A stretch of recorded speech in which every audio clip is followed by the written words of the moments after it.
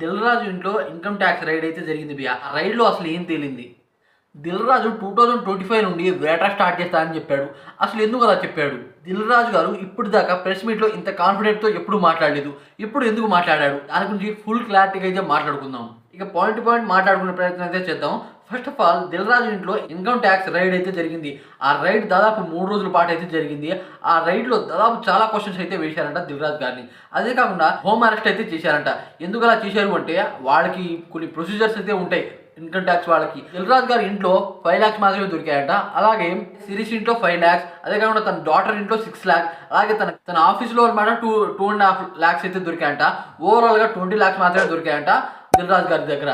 Income tax వాళ్ళకి పూర్తిగా ఆ డబ్బు ఎక్కడిది, ఎటు నుండి వచ్చింది అనేది కూడా దిల్ రాజు గారు అయితే పేపర్ వర్క్ చేసి మరీ చూపించారంట. ఇన్కమ్ ట్యాక్స్ వాళ్ళు అయితే షాక్ అయిపోయారంట. మేము చాలా రైట్స్ అయితే చేస్తాం సార్, కానీ ఈ రకంగా ఇంత కోఆపరేట్ చేస్తారని మేమైతే అనుకోలేదు.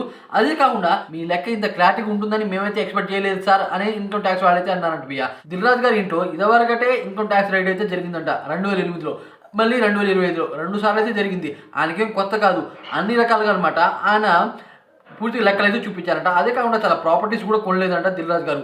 5 సంవత్సరాల నుండి ఆయన ఇప్పుడు దాకా దేని మీద ఇన్వెస్ట్ చేయలేదంట. ఇది హైలైట్ నాకు అనిపించింది. 5 సంవత్సరాల నుండి దిల్ రాజు గారు ఏం కొనలేదంట భయ్య. అందరూ షాక్ అయిపోయారు. ఇన్కమ్ ట్యాక్స్ వాళ్ళు కూడా షాక్ అయిపోయారంట. అదే కాకుండా భయ్య దిల్ రాజు గారు ఇప్పటి నుండి వేట మొదలు పెడతారంట భయ్య. ఇప్పుడు రీసెంట్గా సంక్రాంతికి వస్తున్న మూవీ బ్లాక్ బస్టర్కి అయితే భారీ కలెక్షన్ వసూలు చేసింది. ఇప్పటి నుండి నా ఓచకోత అయితే చూస్తారు అనేది చెప్పారు. అయితే గేమ్ చేంజర్ మూవీ దెబ్బ అయింది. కాకపోతే ఇప్పటి నుండి మేము మంచిగా ఇన్వెస్ట్ చేసి భారీ కలెక్షన్ వసూలు చేసే మూవీస్ని తయారు చేయించి అలాంటి స్టోరీ దింపుతాం, ఉంటూ దిల్ రాజు అనే బ్రాండ్ని క్రియేట్ చేస్తాం అనేది చెప్పారు దిల్ రాజు గారు. అదే కాకుండా చాలా మంది ఏమని చెప్తున్నారు అంటే దిల్ రాజు గారిని టార్గెట్ చేసి రైడ్ చేపించారు అనేది చెప్తారు. అదైతే కరెక్ట్ కాదని దిల్ రాజు గారు అయితే చెప్పారు. ఇది ఒక ప్రొసీజర్, దీన్ని ఎవరు టార్గెట్ అని అనరు.